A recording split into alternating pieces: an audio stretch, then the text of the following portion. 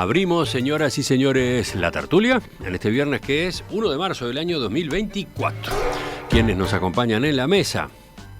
Voy por orden alfabético y por lo tanto menciono primero a Alejandro Abal. Buen día. Buen día, Emiliano y compañeros de audiencia. Marcia Collazo, hoy desde su casa en algún lugar de la costa de Maldonado, ¿no? ¿Una cosa así? No. Sigo en Montevideo, pero de inmediato, apenas termine con esta tertulia, corro al primer día de clases. A mi primer con día las de obligaciones pedagógicas.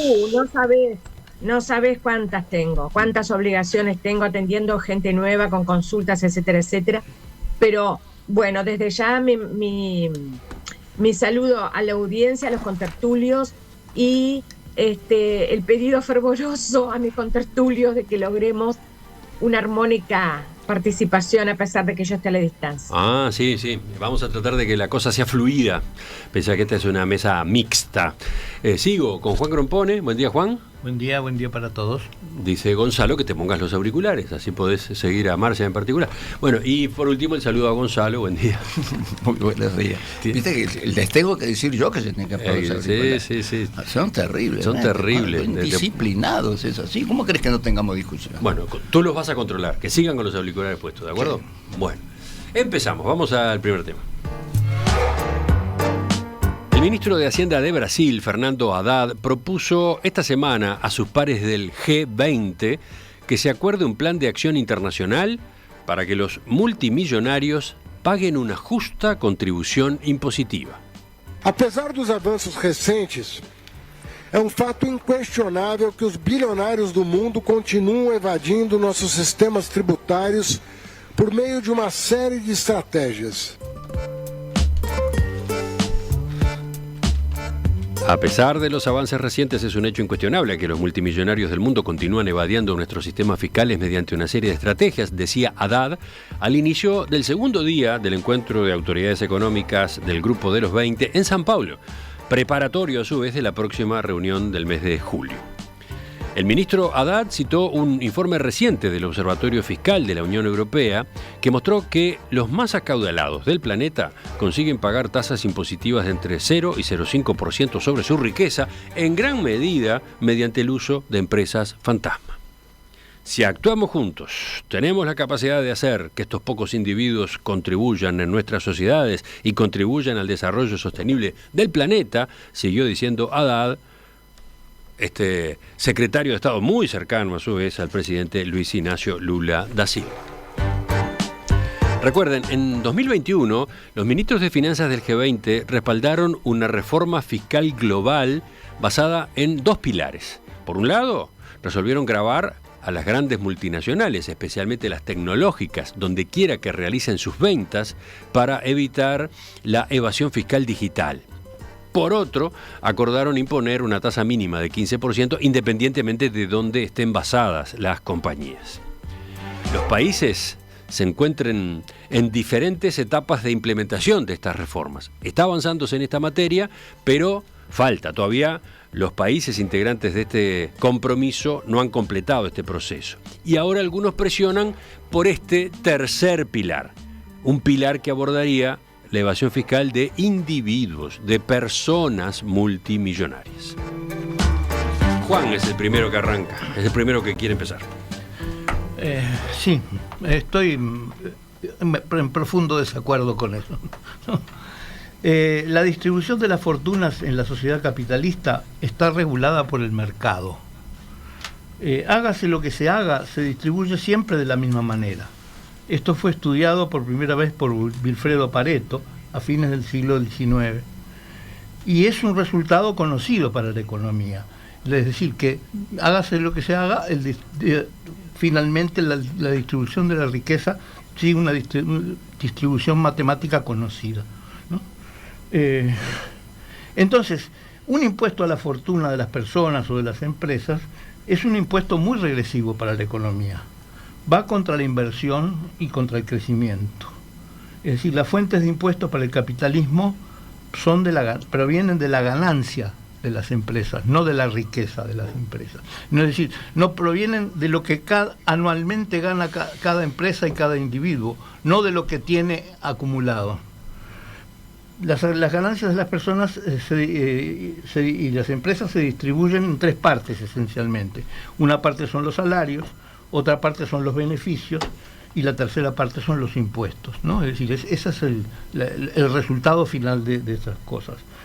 Entonces, lo que pasa con esto es que los estados son incapaces o son menos inteligentes que los empresarios. Los empresarios encuentran maneras de burlar las leyes, de esquivar las leyes y entonces disminuir muchísimo el pago de impuestos. Lo que tienen que mejorar es los sistemas impositivos, pero siempre pensando en que lo que se impone es la ganancia y no la riqueza.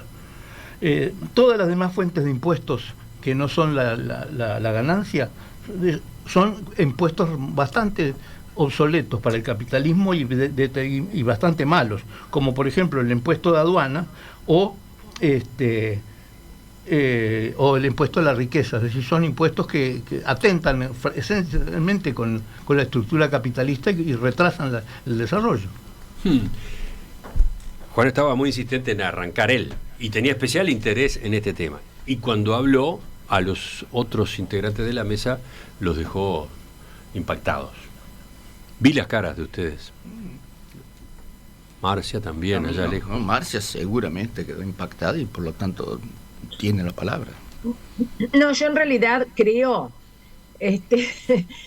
que en el fondo Juan no es que esté en desacuerdo por lo que escuché de sus palabras, sino que me parece que él considera que no es viable en las estructuras actuales. Pero bueno, a ver, no me voy a poner a interpretar. Bueno, no. Vamos a preguntarle a ver si es correcta tu interpretación. No, yo creo que es conceptual, porque la riqueza, supongamos que una persona tiene una determinada fortuna y no hace nada con esa.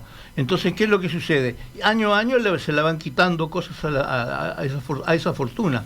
Es decir, esa fortuna que podría invertirse en desarrollo de empresas y cosas por el estilo, en realidad termina formando parte de los impuestos, es decir, del Estado. Es simplemente el Estado que es ávido de dinero. Ajá. Bueno, ahora entendimos un poco mejor. Volvemos a Marcia. No, pero en realidad, a ver, yo primero que nada quiero aclarar que el G20 es un grupo, el grupo de los 20, esa es la contracción, digamos, gramatical, ¿no? El grupo de los 20, que, a ver, no es solo Brasil ni mucho menos el que está pidiendo estas cosas, ¿verdad? Es un foro internacional, el G20, integrado por muchos países.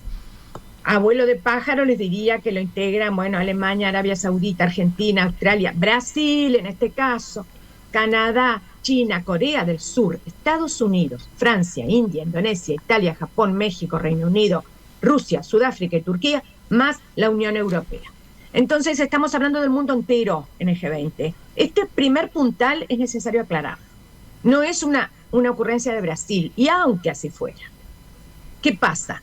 Que en América Latina está más que probado, y son datos de la ONU, que existen las mayores desigualdades, brutales desigualdades, ¿no?, entre ricos y pobres. Pero yo voy a mencionar solo, fíjense que más o menos un tercio de la población de América Latina y del Caribe, unos 181 o 183 millones de personas, según lo diga la ONU o según lo diga la CEPAL, viven en pobreza extrema. En pobreza extrema es algo que es dificilísimo de imaginar. Y es un tercio.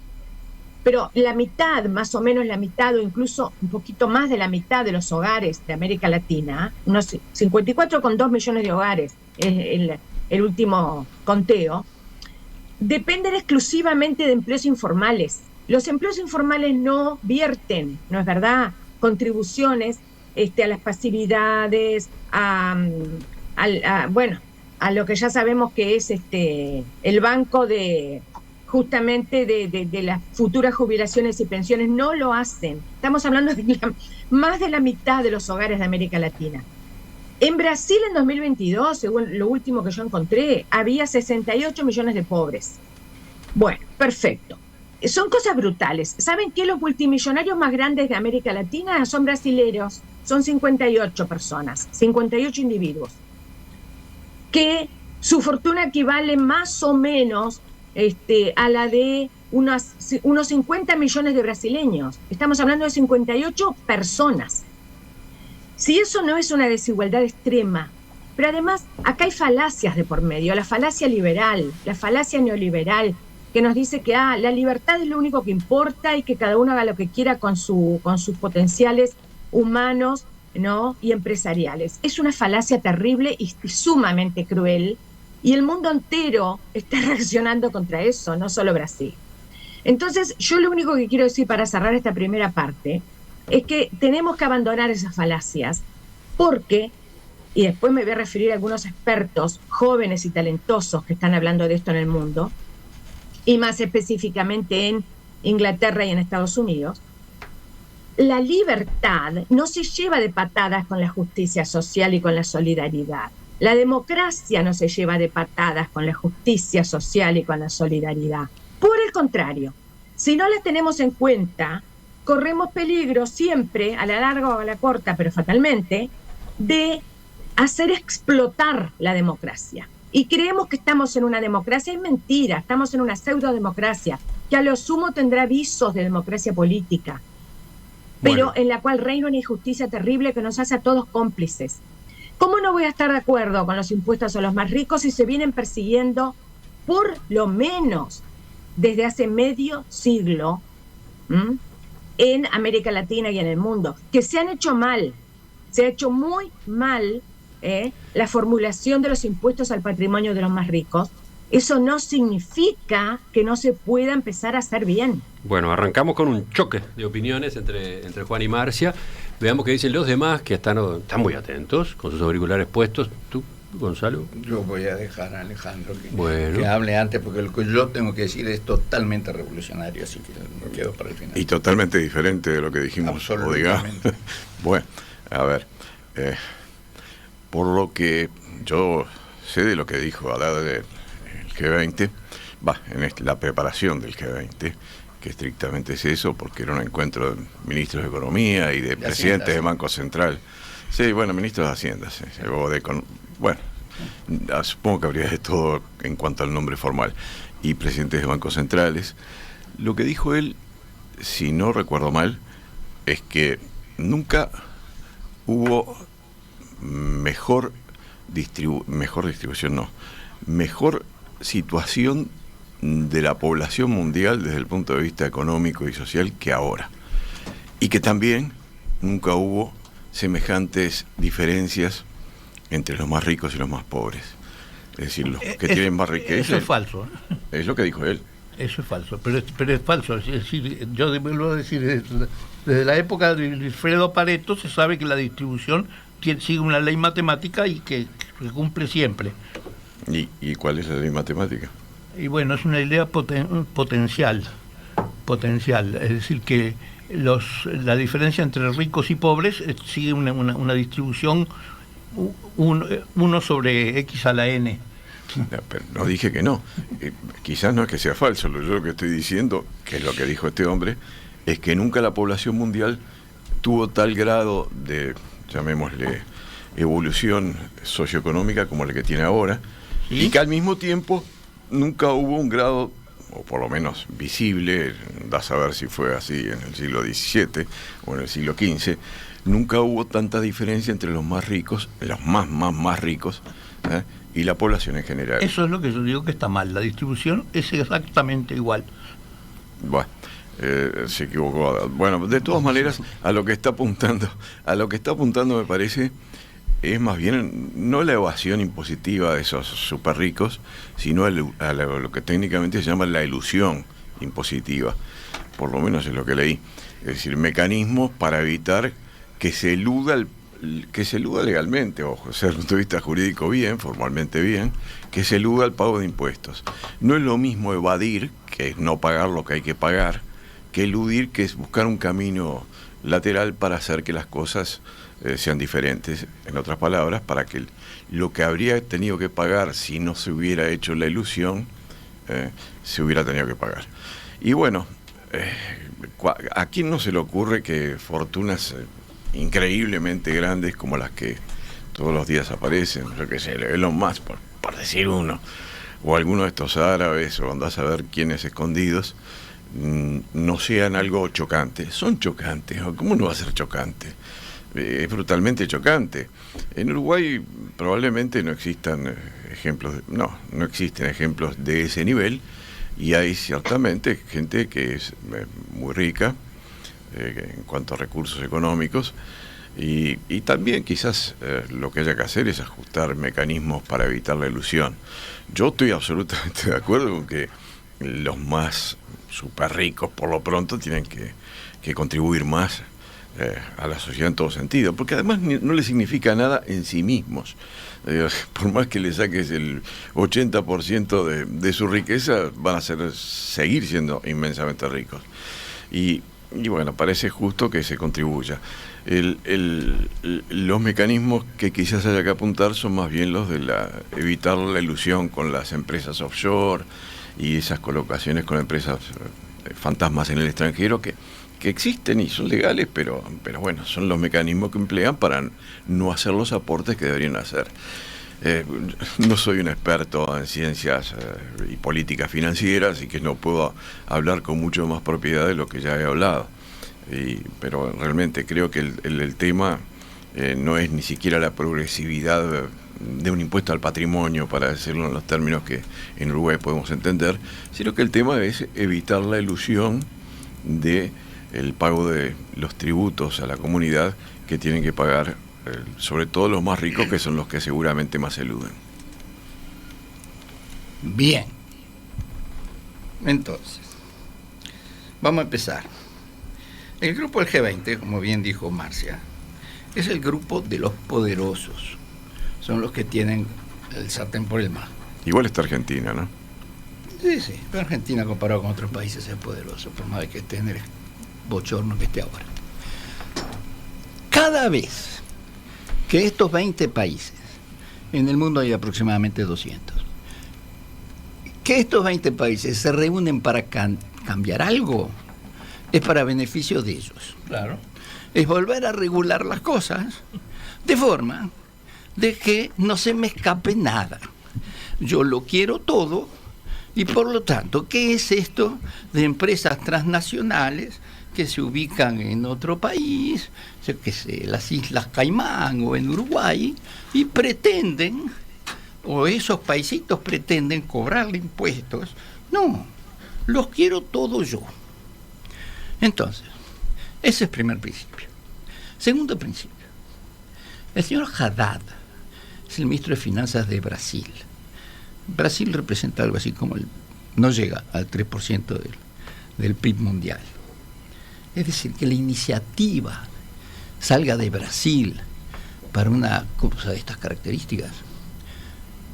Yo siempre sospecho, sabiendo quién está atrás de la Cancillería de Brasil, que acá hay algún juego que yo no conozco. Ellos están proponiendo esto a cambio de anda a saber qué. Porque esto le conviene. A ver, aclará un poco, aclará. Sí. Es decir, ¿por qué Brasil tiene que ser el que propone esto? ¿Por qué lo propone Brasil? Porque se reúnen ahí, capaz. No. Es decir, esto evidentemente es que le interesa a las más grandes economías de Estados Unidos, Europa, que son los que manejan grandes compañías transnacionales que no tributan en su país, y ellos se quieren volver a llevar todo esto. Entonces, pero esto es una cosa menor. Pero a ver, ¿por qué lo propone Brasil? Preguntas tú, y yo contesto, o alguien puede contestar. Y bueno, porque el ministro de Hacienda y el presidente Lula vienen de un partido llamado Partido de los Trabajadores, un partido de izquierda, etcétera. Esa podría ser una interpretación. De izquierda que cree en esa. Y atrás del señor Lula está el señor Celso Amorim, que todos conocemos, que no da puntada sin hilo, y por lo tanto, cuando parece una cosa de estas, yo siempre digo, ¿qué habrá atrás de esto? ¿Qué estaremos negociando? Pues dejemos eso ahí. Tercer punto. Otro día hablamos de Celso Amorim, en todo caso. No, por favor. Ya hablé más que suficiente en mi vida de Celso Amorim. Yo quiero entonces, si me permiten, agregar que estoy por lo que el está cuarto diciendo punto. Gonzalo seguramente lo que está diciendo Gonzalo es muy real, pero no es una causa suficiente. Es una causa tal vez muy verdadera, pero no suficiente de las, ¿cómo les voy a decir? A ver, los planes de Brasil. Porque, ¿se acuerdan que les dije que iba a tratar de hablar de un experto, que es muy joven además, Gabriel Zuckman, que también participó en estas deliberaciones del G20. Pero yo voy a poner Eso. ahí puntos suspensivos, porque en realidad todavía no terminamos de escuchar la intervención de Gonzalo. Así que vamos dejando ventanas abiertas. Enseguida volvemos Bueno. contigo, Marcia. Muchas gracias. Bueno, me quedan 2 puntos más, los voy a hacer bien breves porque fue lo que se nos pidió, de hacer intervenciones breves. Ustedes me interrumpieron con introduciendo a Celso Moringa en la conversación. Ah, yo lo introduje, Sí. ¿no? Tú introdujiste a Lula y la Cancillería y atrás de Lula está Bueno, Moringa. vayamos al punto. Los otros 2 puntos, que son, son 2 preguntas muy claras. ¿Quién cobra esto que ellos quieren cobrar? ¿Y a dónde va a parar? ¿Quién se lo lleva?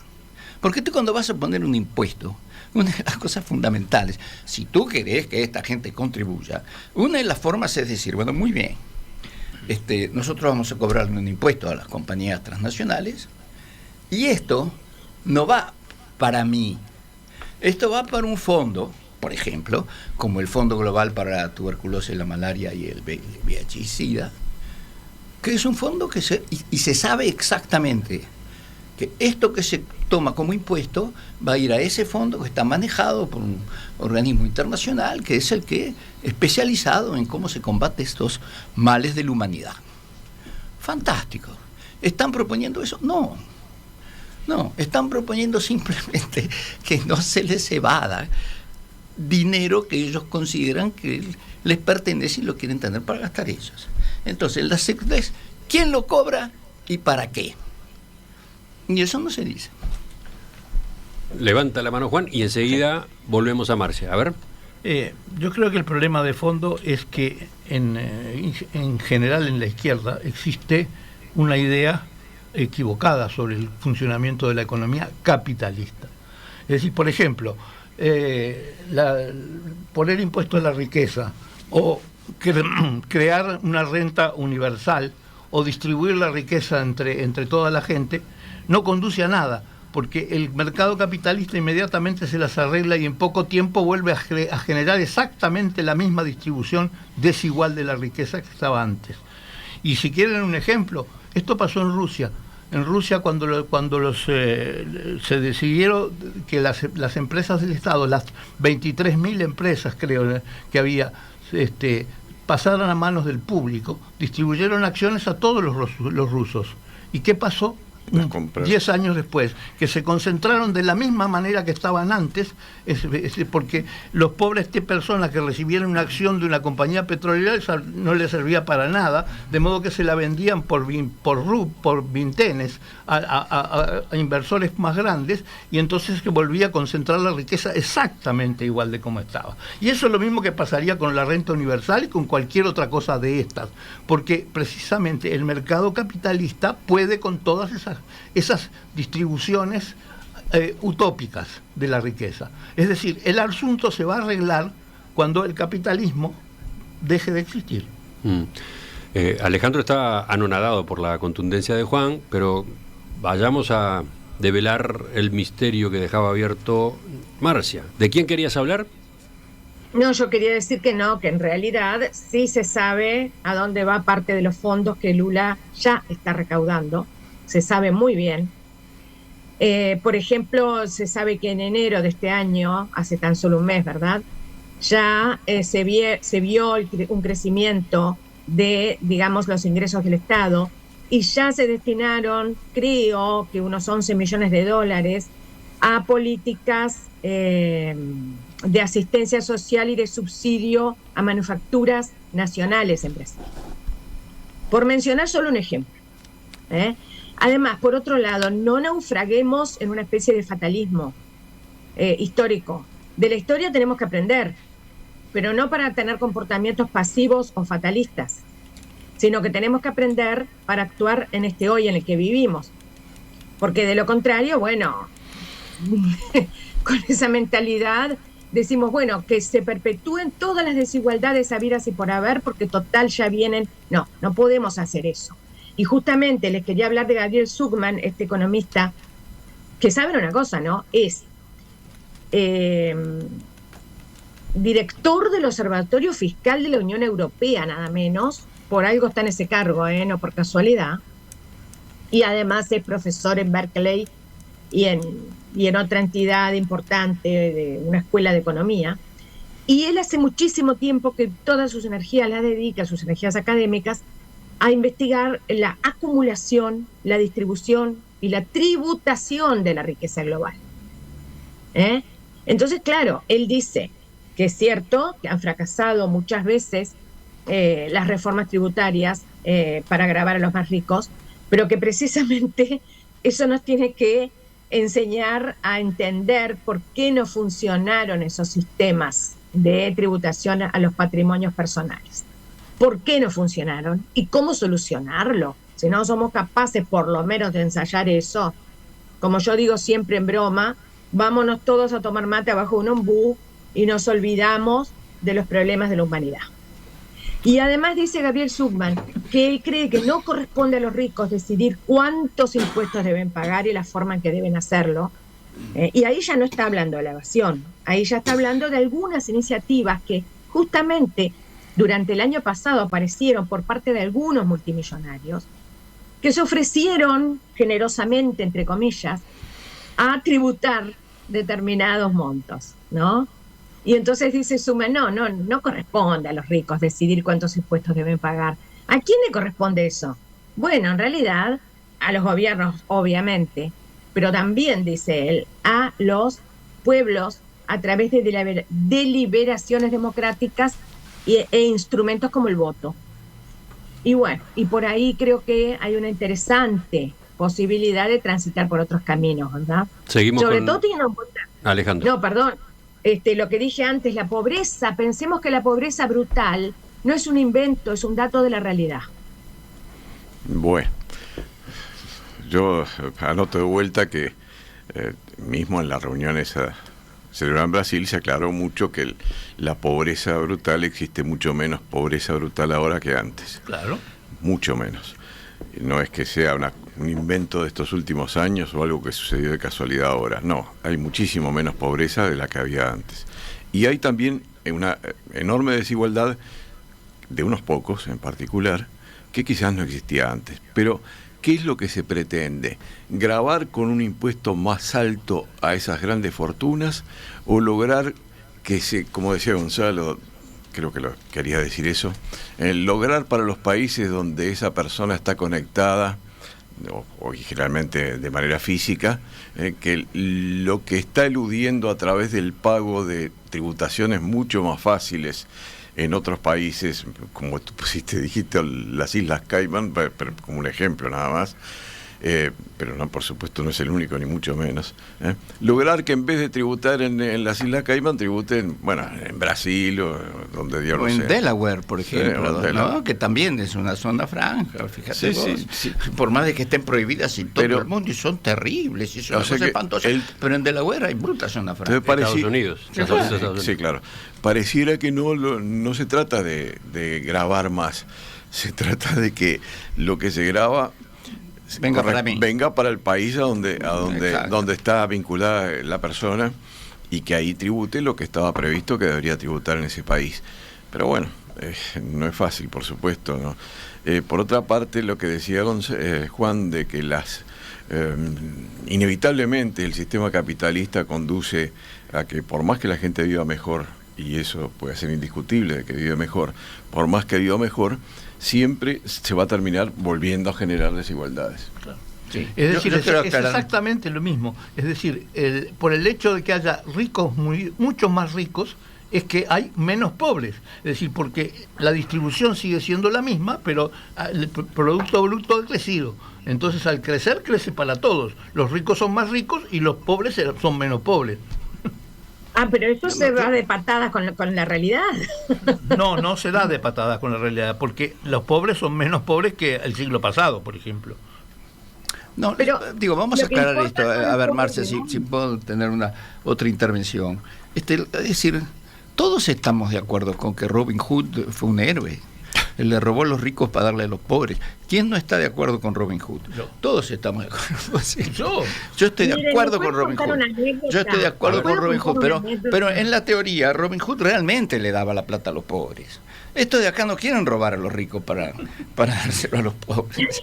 Estos de acá quieren robar a los ricos para quedarme yo con la plata de esto. En vez de que quede en las Islas Caimán. En vez de que quede en otros países que tratan de ver cómo hacen para atraer inversiones, entre los cuales está Uruguay. Entonces lo que ellos quieren es prohibir de que los otros países del mundo, es decir, los 180 países que no están en el G20, no puedan organizarse de la forma en que ellos creen más conveniente, impedirles que puedan tener, es decir, lugares donde se pagan menos tributos, porque quieren que eso vaya para allá. Y eso es lo que ellos están tratando de conseguir. Una breve anécdota, Gonzalo. Ayer estuve en la sede de Flaxo, Uruguay, en una participación académica hermosísima, muy grata para mí. Y estamos hablando de la Universidad Latinoamericana Flaxo, ¿no? Y al lado de la mesa de conferencias, donde además premiamos a muchos uruguayos que hicieron unos artículos maravillosos en la carrera de estudios sociales, había un cartel enorme en negro, un banner, todo pintado de negro. Y en letras en blanco decía: si no pudieras comer todos los días, ¿estudiarías? Yo creo que eso es determinante. No, absolutamente. Digo, ¿quién puede objetar a eso? Nadie. De ninguna manera. Nadie. Está muy relacionado con este asunto. Ahí es donde aparecen las discrepancias, ¿te parece? ¿Pero por qué discrepancia? No, que esté relacionado con este asunto. Lo que creo que... Claro, a ver, Emiliano, quiero aclarar esto. Yo estoy totalmente de acuerdo con que se le haga pagar tributos a los ricos, y para tratar de eliminar los problemas de pobreza y de miseria que existen en el mundo, que lamentablemente los conozco muy bien. Paro ahí. Tú estás completamente de acuerdo, pero aquel no. Yo creo, estoy de acuerdo, no. pero estoy de acuerdo. Eso no hace nada. No, pero Juan, lo que yo estaría de acuerdo es si un ente, gente interesada en quedarse con esa plata, si un ente independiente, para no nombrar Naciones Unidas, porque los tengo todos cansados con Naciones Unidas, y me tiene bastante cansada Naciones Unidas también, a mí. Si un ente independiente pudiera cobrar ese dinero, se llaman los Reyes Magos. Si los Reyes Magos pudieran cobrar eso y generar fondos justamente para atacar directamente estos problemas que siguen existiendo en la humanidad y que siguen siendo gravísimos y que son verdaderamente inmorales, considerando, como decía Juan, el nivel de riqueza que hay en el mundo hoy día. Bien. Y que fundamentalmente se gastan en estupideces como comprar armas, hacer armas atómicas, tanques, aviones y cosas. Ese es otro problema. Pero digo, se gasta en eso. Entonces yo estaría totalmente de acuerdo con que ese dinero de esos extra ricos, pero no de la forma en que se está manejando ahora por el G20. Tengo acá unas cifras, Marcia, a ti te van a encantar. G20 representa el 80% de la economía mundial, el 75% del comercio, el 66% de la población, porque están China y India, que ellas dos representan el 30%, si no sería el 30%, y, por supuesto, la totalidad prácticamente de las fuerzas militares del mundo. Mira qué nenes. Se nos quedan cortos los espacios. A ver, 2 minutos para cerrar. Una intervención de Alejandro, otra de Marcia, creo. Bueno, yo sigo insistiendo con lo mismo que dije al principio. El tema acá no es que tributen los que no tributan, sino que tributen sin hacer lo que llamé al principio una ilusión. Es decir, si tendría que tributar en Brasil o en Francia o en Uruguay, que tribute en Brasil, en Francia, en Uruguay, en vez de ir a las Islas Caimán. Ese es el problema. No es que tengan que pagar más, no, es que tengan que tributar lo que corresponde en el país al cual realmente están vinculadas. Bueno, Marcia, lo último tuyo.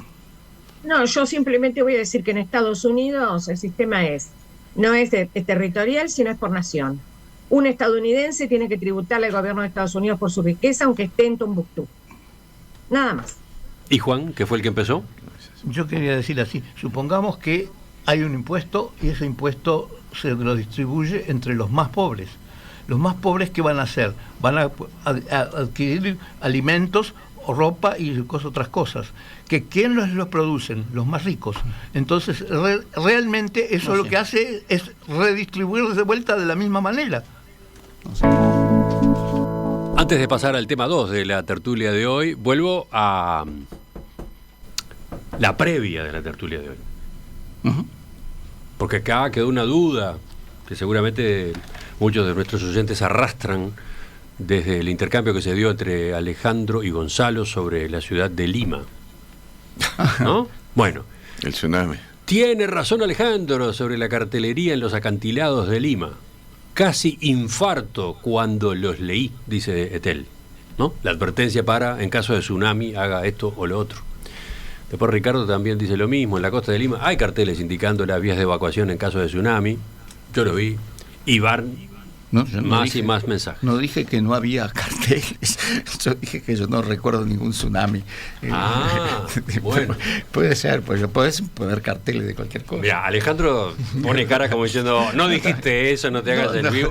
no, Bueno, yo dije, yo no recuerdo ningún tsunami Ni ningún en- cartel recordaba. No, cartel tampoco, no, carteles no los vi. no recuerda realmente ninguna no. Lima. Bueno, tampoco. capaz que no estaban en mi tiempo. Estabas estuve- en- yo creo que es estuve eso. Estabas en la Lima. 80 Estabas Yo en no recuerdo Lima. tampoco cartel. Bueno, Yo mientras estuve en el mientras acto de hacemos algún comunión. ejercicio de recuperación de memoria, Son muy mayores. escuchamos la pausa y volvemos. 84, 87 estuve.